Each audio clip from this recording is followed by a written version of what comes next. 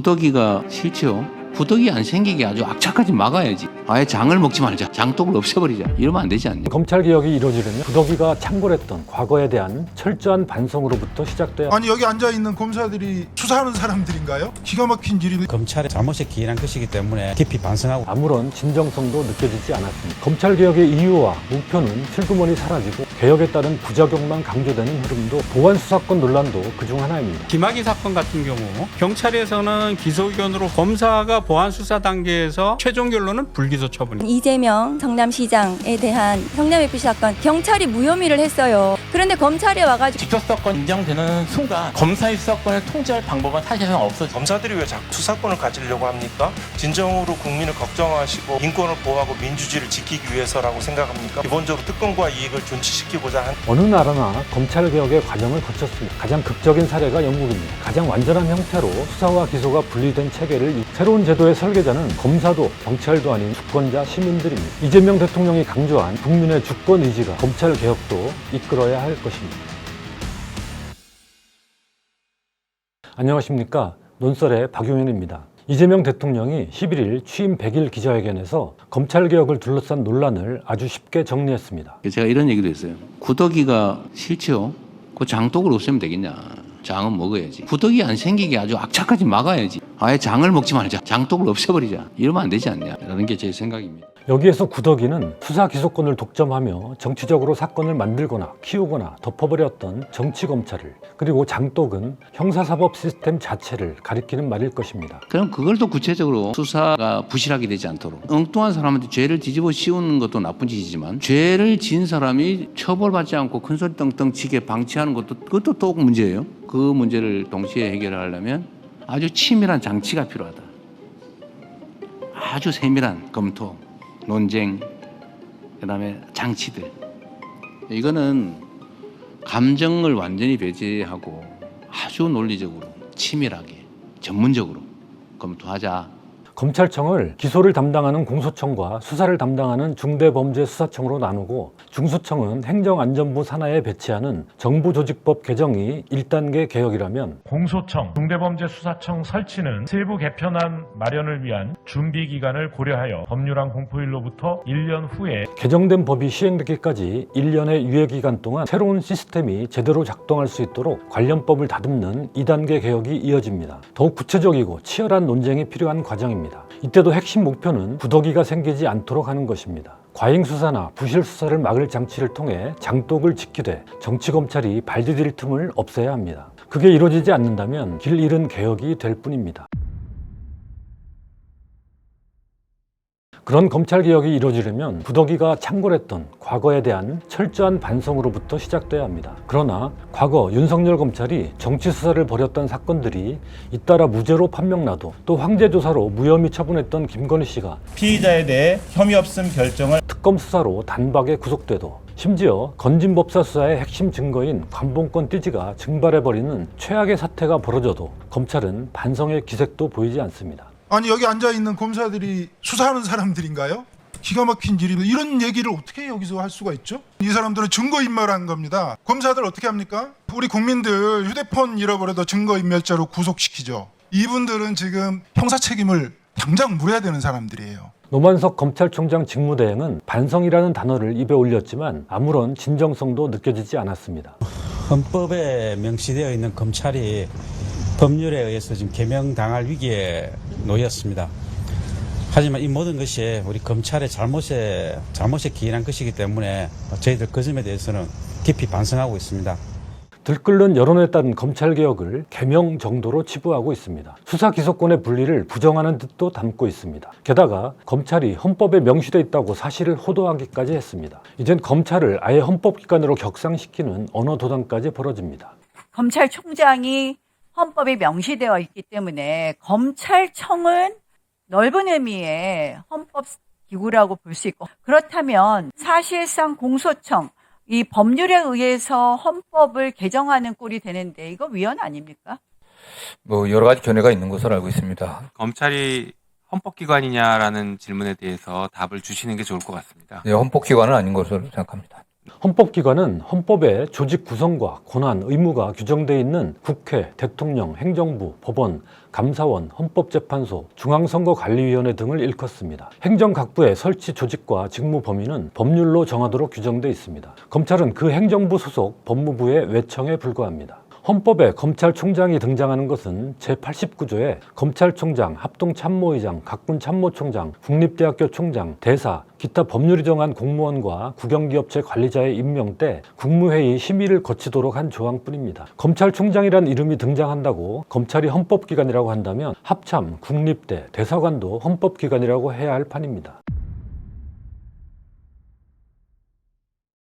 유독 검찰개혁을 둘러싼 논쟁에서는 이 같은 억지 논리들이 판을 칩니다. 개혁의 본질을 흐리고 논쟁 자체를 진흙탕 싸움으로 만들려는 의도가 엿보입니다. 검찰개혁의 이유와 목표는 슬그머니 사라지고 개혁에 따른 부작용만 강조되는 흐름도 같은 맥락에 있는 현상입니다. 검찰의 권한을 분산시켰을 때 형사사법 시스템에 공백이 생기지 않도록 하는 것은 당연합니다. 이런 차원에서 경찰과 중수청 등의 수사에 과잉과 부실이 나타나지 않도록 세심한 장치를 마련해야 합니다. 하지만 이런 우려를 이유로 검찰의 권한을 유지해야 한다고 주장한다면 무한 반복의 순환 논리에 빠집니다. 장독을 지켜야 한다는 주장 속에 구더기를 없애는 문제는 사라져버립니다. 보안수사권 논란도 그중 하나입니다. 수사기관을 견제하기 위해 검사에게 보안수사권을 계속 줘야 한다는 주장입니다. 그러나 보안수사권이 갖는 위험성은 충분히 제시됐습니다. 검찰의 김학의 전 법무부 차관 봐주기 수사, 이재명 대통령의 성남시장 시절 성남FC 사건 등이 생생한 사례입니다. 대표적으로 김학의 사건 같은 경우 경찰에서는 기소 의견으로 충분히 혐의를 입증할 수 있는 증거를 확보를 해서 보냈거든요.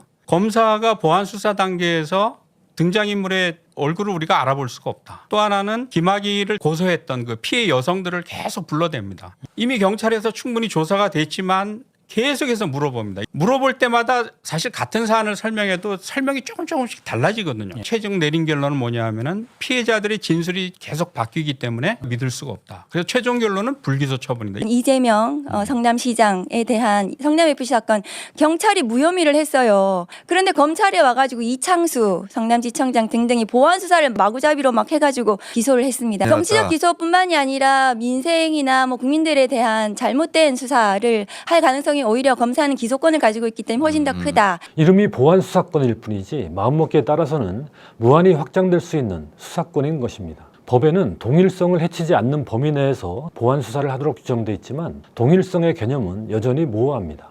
사실 보안수사권을 주면 수사라의 특성상 이게 하다 보면 계속 확장될 수밖에 없거든요. 직접 관련성 여부에 대해서 수사 단계에서 판단할 주체는 검사라고 주장을 할 겁니다. 직접 수사권 인정되는 순간 검사의 수사권을 통제할 방법은 사실상 없어집니다. 검찰이 보안수사권에 목을 매는 이유도 정의 실현보다는 기득권 유지라는 지적이 많습니다. 숨어있는 더 중요한 비밀이 하나 있어요. 보안수사를 하게 되면 보안수사를 하게 될 인력이 와야 되잖아요. 검찰 수사관 한 6천 명 중에서 한 3천 명은 보안 수사를 위해 남겨둬라고 하면 그게 검찰청이잖아요. 기본적으로 검사들이 보안 수사권을 주장하는 이유는 수사에 대한 권한을 갖고 있겠다는 것이죠. 한 80만 건 전후로 검찰에 송치가 됩니다. 이 많은 사건을 수사하기 위해서는 기소하는 검사뿐만이 아니고 수사하는 검사, 검찰 수사관들이 필요하다. 그 전력을 그대로 보존하고자 하는 거예요. 한 5년 지나서 시대가 변하고 상황이 변하면 현재 검찰로 다시 부활하겠다. 이런 속셈이 강하게 뒤에 깔려 있는 것이고요. 또 하나는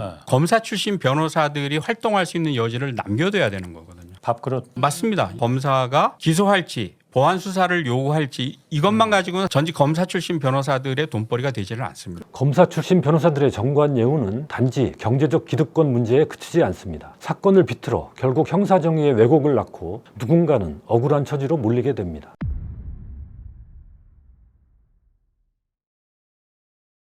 검찰의 보안수사권을 유지하면서도 이 같은 위험성을 방지할 방법이 있다면 보안수사권을 반대할 이유는 없을 것입니다. 하지만 그런 방법을 제시하지 않은 채 보안수사권을 유지하자는 주장은 현 상태를 그대로 지속시키자는 것이나 다름없습니다. 정치검찰의 뿌리를 잘라내기 위해서는 그 토양이 됐던 수사기소권의 결합을 끊어내야 하고 그에 따라 예상되는 부작용은 검찰의 권한 유지가 아닌 다른 방식으로 막아낼 수 있도록 제도를 설계해야 합니다. 이미 다양한 대안들이 제시되고 있습니다. 수사기소가 분리된 마당에 보안수사권을 검찰에 남겨둔다는 것은 불씨를 계속 살리는 것과 같아서 저는 반대 입장입니다. 효율적인 면에서는 기소를 하는 검사가 보안수사를 하는 게 좋은데 그걸 대체할 만한 다른 방법을 찾아야 될 것 같습니다. 수사하는 사람들이 장난치지 못하게 법 왜곡죄도 신설하고 두 번째는 사보타지로 갈 수가 있습니다. 핑퐁 나도 안 하고 너도 안 하고 매뉴얼을 갖다가 한 200페이지 정도 가량으로 해서 철저하게 만들고 모든 수사는 기록하도록 픽스에 장난을 치는 경우도 있고 또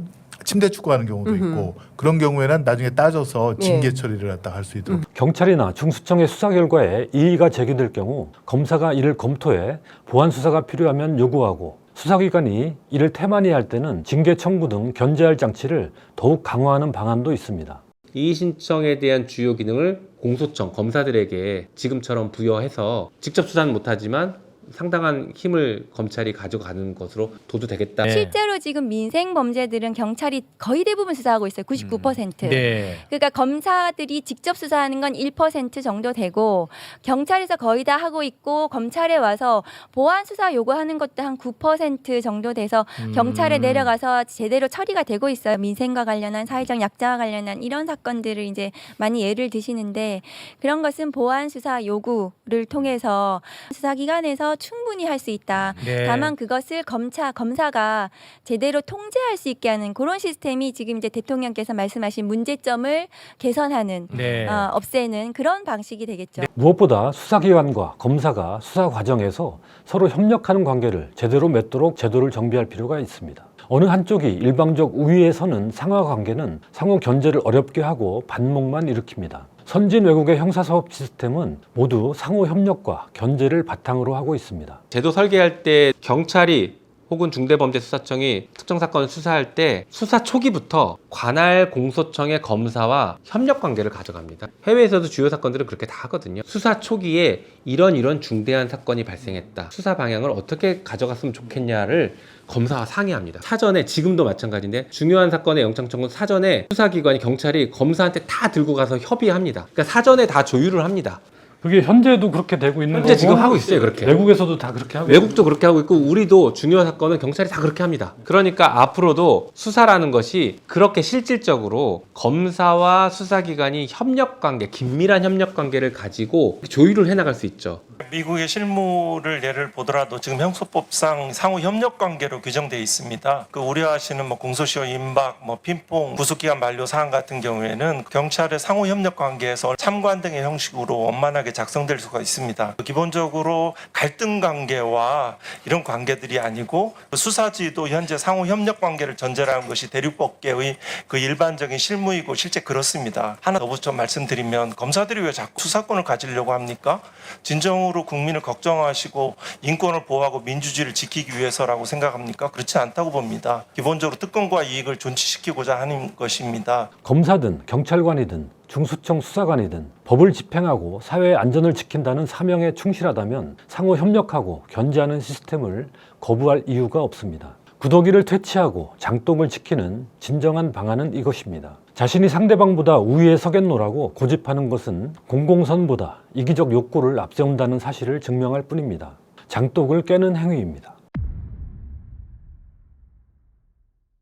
검찰개혁의 2단계 국면에서는 보안 수사권 말고도 풀어야 할 많은 디테일한 문제들이 있습니다. 앞으로 다양한 논쟁이 펼쳐질 텐데 잊지 말아야 할 것은 괴물검찰의 과거가 되풀이되지 않도록 하는 게 무엇보다 최우선 과제라는 점입니다. 구더기 안 생기게 아주 악착같이 막아야지. 구더기가 안 생기게 아주 악착같이 막아야 하는 것입니다. 이러한 전제하에 부작용을 최소화할 방안들을 토론하는 게 순리입니다. 어느 나라나 검찰개혁의 과정을 거쳤습니다. 가장 극적인 사례가 영국입니다. 영국은 우리나라와 반대로 경찰이 수사 기소권을 모두 쥐고 있었는데 경찰이 무고한 청소년들을 방화살인범으로 몰아 옥살이를 시킨 맥스웰 콤페이트 사건을 계기로 사회적 공분 속에 형사사법 제도의 대대적 개혁이 일어났습니다. 1986년 수사 기소를 분리해 그때까지 없었던 검찰 제도를 새로 창설한 것입니다. 이후 영국은 가장 완전한 형태로 수사와 기소가 분리된 체계를 유지하고 있습니다. 경찰은 수사만 하고 검사는 기소 여부만 결정합니다. 대신 검사는 수사 과정에서 법률적 조언을 하고